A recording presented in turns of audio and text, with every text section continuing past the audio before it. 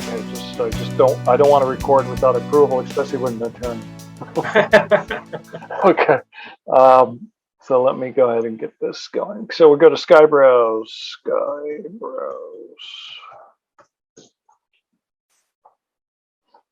And I think I sent you this document. Let me minimize this.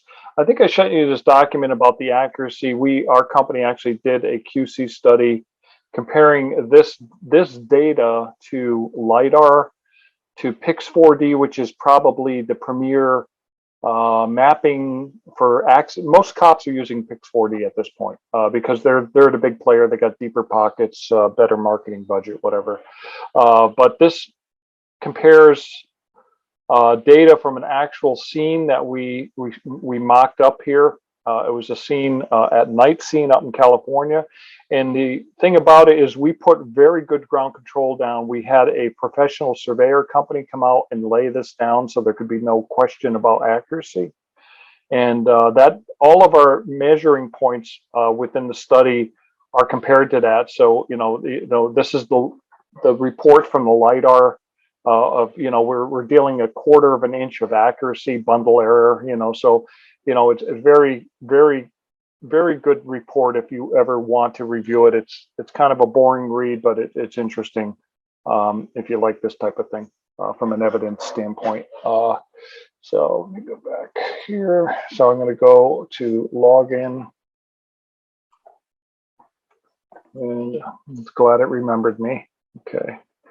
We just did a large demo last week, June 16th, for state of Connecticut public safety accident reconstruction research facility up at UConn. We just did a huge demo for them. We did this on March 31st for, this is a loss of life in Bell Gardens, California. This is your model here. So let me just go over a couple of things here. So this was a wide browse, okay? And we're looking at the flight path of the drone here. And the way that this works is we can set this up once we're on site to provide any kind of flight path that we want for the drone. And this is the actual video. It took 1 minute and 3 seconds for it to fly it. And what it's doing, it knows its altitude. There's some flight details over here about the flight. Gives us the weather. Gives us important information that might be useful. And then there's a download button over here if you want to ingest this into like a point cloud software that you could merge it with LiDAR if that was the need. And then this is just a general page that you can actually, and you can tag your project. You can give it a case number, whatever you want here, something like that. You can share it with stakeholders. Here's a very important part for you. This is on a CGIS compliant web interface.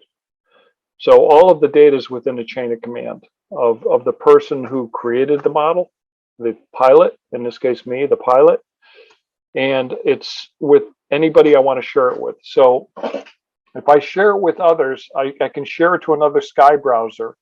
If I do that, like you could sign up for an account, Doug, and it wouldn't cost you anything to sign up for an account with SkyeBrowse. And then I could share that with you and it would show up on your SkyeBrowse account. And it stays in the CGIS compliant chain of custody type of thing. Once I share it with others outside and I share this link, it's out of that chain of custody. So it's really important that if you're going to use this, and it's part of evidence that you're aware of that. So that's another feature that it has. So if I wanted to see the model that we created as a result of the flight, you'll see we bring the model up. And just to let you know that it's recommended to use Chrome browser and a mouse when you're doing this to make the use of the tools as easy as possible. So this is the model that flight that we saw earlier shot. And I put some ground control down. Let me see why is the model not moving with this mouse. Hold on. Okay. So you see these pointers down here? This Yeah. is scroll to, I'm having an issue with my mouse here. Scroll to mouse pointer. So wherever you put the mouse pointer, it kind of puts your mouse in the center. Okay, so wherever it is. So like if I wanted to look over here where I think the bike ended up, I could put the mouse there and scroll to that point. I think the bike ended up over here or something like that. Yeah. This is the area. So you can actually like go in and get some detailed measurements. Like you want to know how far was this off of the road. You could take this pointer over here, this distance over here. You have annotation, distance, square footage, angle, and then this is toggle between the topo map. We're not going to go over that. That's not of no value to you. And this one here is open profile panel, which I will share with you. That's a very cool tool. And then a point of view tool, which is really cool when you're dealing with large scenes and somebody says, well, I saw this when I was standing here. You can actually map the area and go to that point of view from where they said they were standing and actually see if there was any trees or any objects in the way and see if they're, telling the story. So right now I'm gonna measure from here, let's say to the center line as an example, okay? And now what's gonna happen is I got to hit the left mouse button. Okay, again, my mouse is acting up. It's not allowing me, hold on. I'm going to switch to a different mouse if that's okay. Yeah. Could you, because I'm having an issue with this mouse for some reason. Let me try it with my mouse pad and see if it works without the, so I'm going to go over here, go over here. Okay. Okay, there it is, it worked, okay. So you got a dimension there, okay? And let's say you want to put a tag in here and you want to make an annotation, let's just say skid mark. Okay.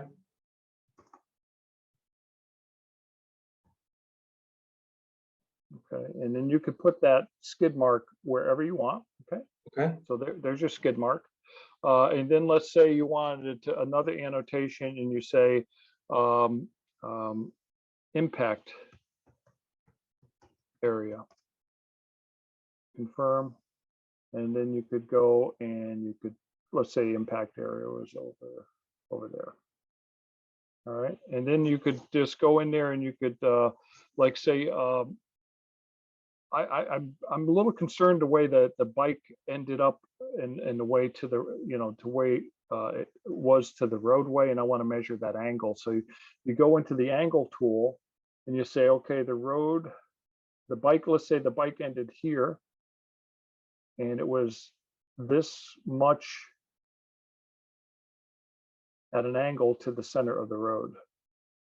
Okay, so now we're good there. And you can actually go in there and adjust all of these settings by zooming in. And just so you know, the center of the circle is the pixel that is the end of the measurement. Okay. Okay. All right. So that's kind of important to know. So I can't believe I'm having such luck with my pad with this. Okay, so I'm gonna just close this out here. And you can hide these dimensions if it starts getting a little too busy. But the reason I want to show you these is because they're going to show up in another part of a report that you can create with this. But you also have the ability to change from meters to feet over here as well. So I want to just show you a really interesting tool that is that allows you to like check out. Let's say you wanted to know, let me just show it. So you grab this tool over here. It's called the Open Profile Panel. And what it's going to do, wherever I place this line, it's going to slice into the model.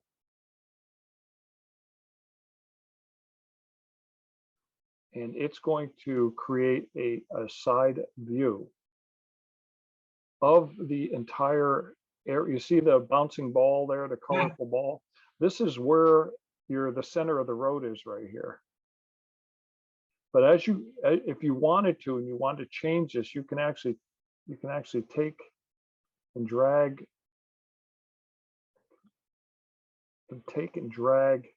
this over, and it'll repopulate the side view. It's very good for, like, you know, he was 6 feet off of the road and he was 4 feet down, and this is where his helmet was found, or whatever. You know, you have a lot of capability to measure forensically where things are in X and Y space. Gotcha.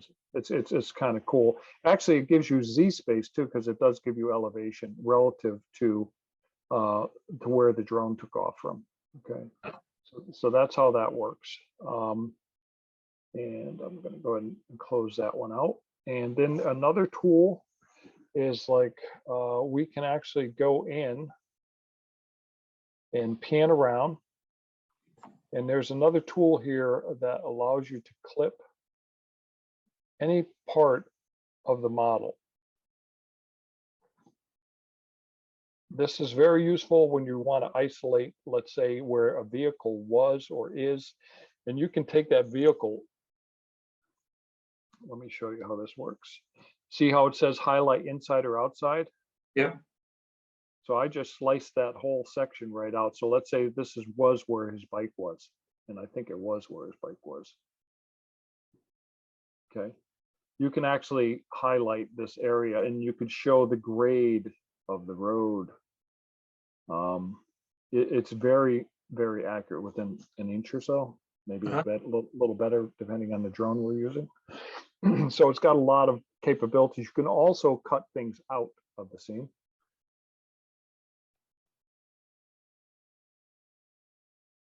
If they're not important, you know.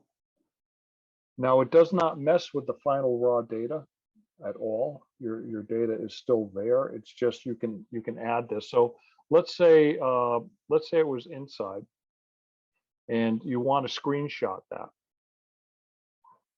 So you can put your case number here. Okay, 1, 2, 3, 4, 5, and you can generate a screenshot. Now this screenshot is going to become available to you by means of a JPEG. So you can add it to your case, see the case number there and stuff like that. So this can go into your file, for your case file for that particular, you know, whatever you're working on. Back. Okay. And so that's kind of a cool tool to use. And get out of there. And let me see if I can do the point of view thing here from here. So let's say this guy was on his porch, and he said, well, I saw the accident happen and I was standing right here. So you can go to the point of view, and now you can click on it, and you're standing in that area where that person said he was, and you can see everything that he saw. That's interesting. Yeah, it's a very useful tool. Police use this a lot for sniper placement, security camera placement, things of that nature, right? You can imagine how it could be valuable, not having to get up on the ladder to see what it looks like from that point of view. All right. We can fly it with a drone and actually get, you know, really amazing data. You know, if the guy was standing farther back, this bush would have been in the way, and you know, he could tell you, you know, pinpoint on this map where it was you were standing. And when you go there, like you could be right in front of a jury, and you could say, well, let's go there. Let's go and actually look at that point and see if, in fact, what. Go ahead. Just out of curiosity, could you show me, like, on the roadway, what, like, the truck driver's point of view would have been? Sure, absolutely. Let me go out of this. So give me an idea, like from here. Yeah, something like that, or maybe a little just further down the road. Just curiosity. You tell me where to stop. I'm right there. That's great. You tell me right from here. Yeah, that's great.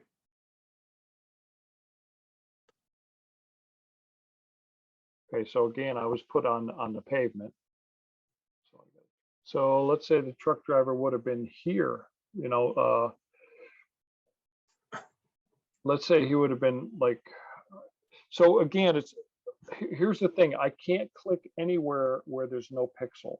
So I in other got you. words, where the truck driver would have been sitting maybe 12 feet up in his truck or 10 Right. feet up in his truck, where his eyes would have been, I can't go there because there's nothing, there's no pixel that I can go to.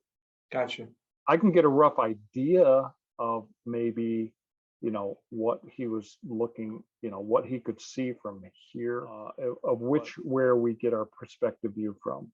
You could see, the box that we left over, the orange box. Yeah. You could see, yeah, he probably did see, he probably could see where,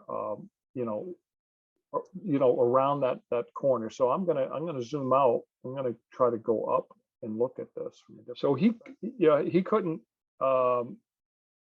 see around the bend, obviously. So I think we clicked over here somewhere. Yeah. Yeah, you got to mess around with this a little bit, Yeah. but know that the perspective view will only give you a perspective from any pixel that it captures. Everything else is strictly speculation. Gotcha.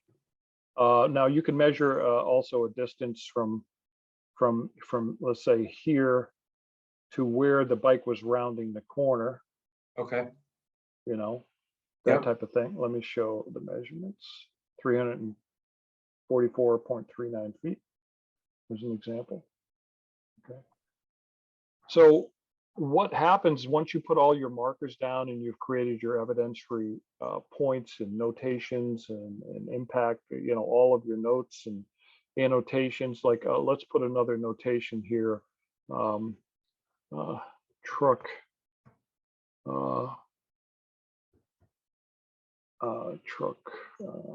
lane.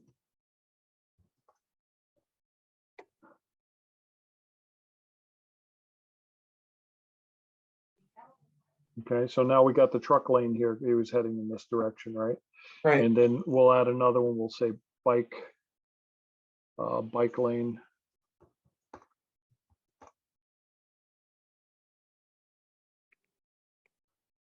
Okay. So we have, and then you could get in there and just southbound heading northbound. And, Right. and the way you're going to know orientation is you're going to go to what's called a factual diagram. So the way all this metadata that you're seeing, all of this data in this model that you see, is geotagged, is geo-referenced. The drone knew which direction it was flying and whatnot. So when we go to a factual diagram, and let's say we put a case number, case number 1, 2, 3, 4, 5, and write description, bikes, bike case, whatever you want to call it. So you see this crosshair here?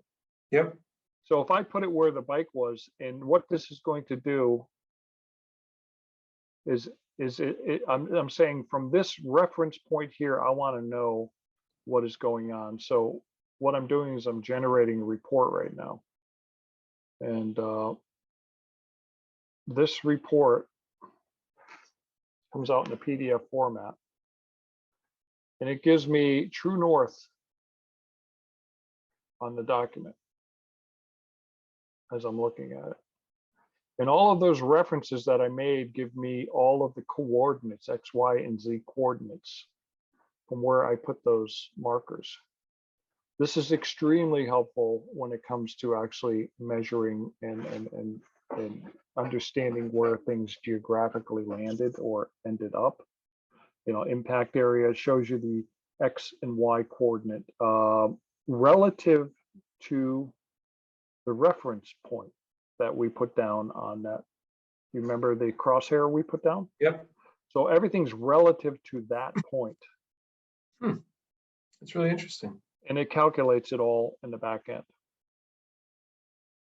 So that's why it would be important on any scene to create a reference point of location, so that you can have the ability to just prove dimensionally where things were. And of course, you can always go back to the model So I want to go to another model that we did, which was a smaller. This one took a longer period of time. Actually, let me just go back because I want to show you for the benefit of the workflow. So let's say you wanted to see where this was, 2 minutes and 28 seconds, right? So this was the path that the drone flew. Okay. It overlays it on Google Maps. And so clearly we captured the entire area. I mean, you could actually do a measurement from here to here, literally measurement, you know, how long it was that the driver went before he started entering the first curve, you know, how long it was after the first curve to the second curve. You can measure in feet, stuff like that, very accurately. So I'm going to go to the map view. I want to show you something here too. I believe I put ground control down. Yeah, I did. You see these squares I put down? Mm-hmm. Yep. We always do this for the benefit of evidence, right? Because a good attorney is going to question the data. You know, that's just a way they do things. Hold on. All right, that's good enough. So I'm going to go and grab this, and this was 5 feet that I put down. I got a shot of the tape measure on it. It was 5 feet center to center. So Okay. we're pretty damn close. So just as a reference point, so this gives you an idea of how powerful this software can be on a large scaled area for accuracy of distance. Right. You know, I can also go in and I can measure square footage.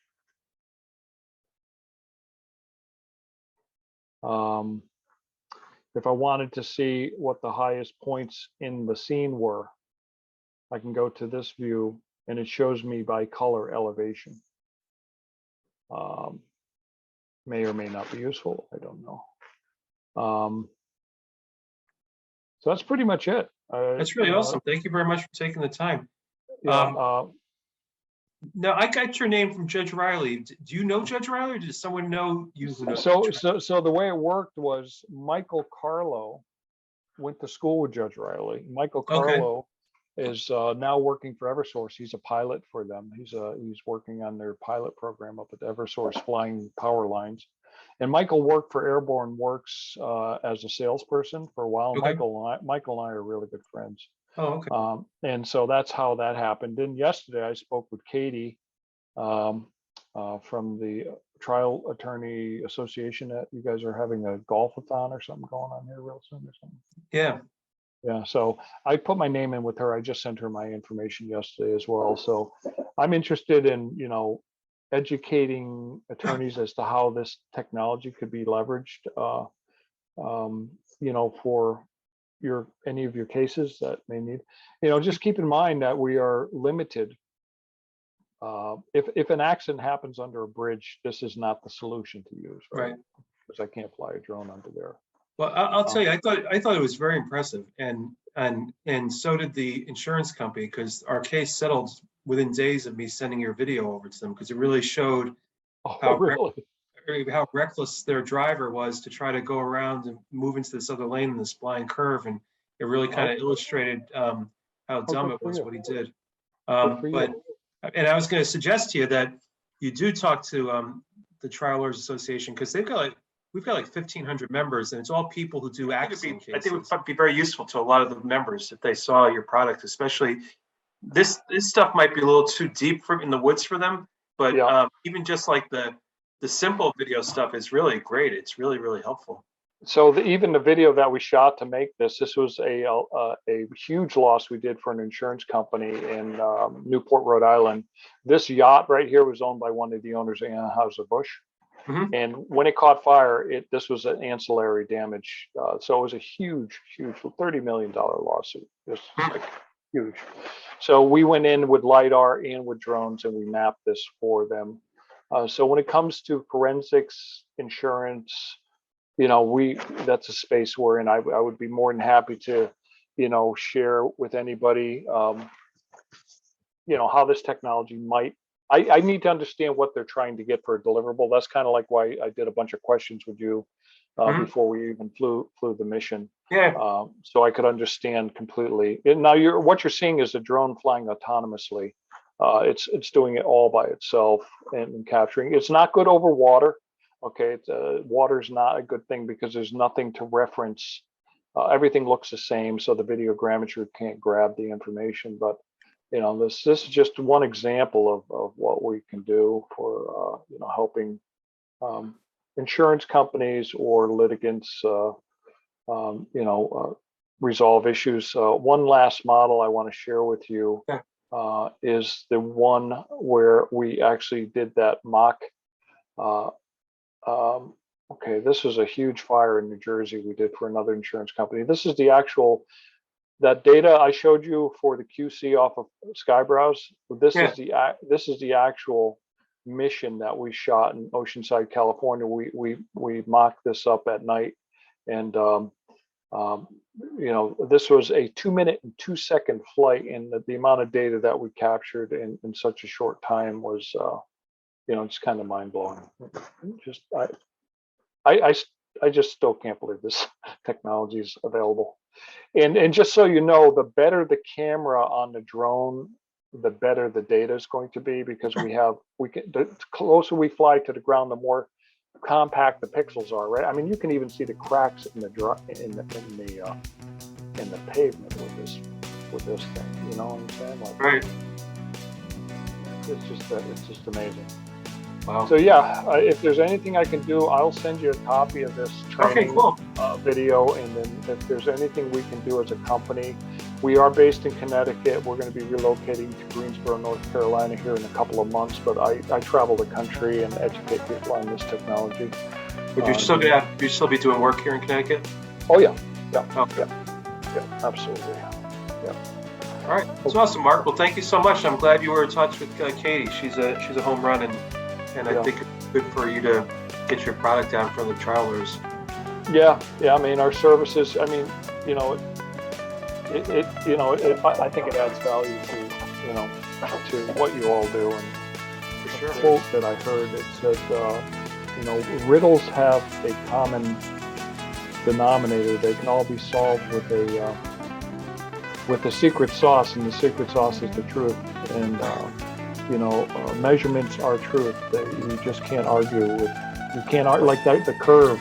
You can't argue with that. That riddle is solved as a result of the truth, right? Within the truth.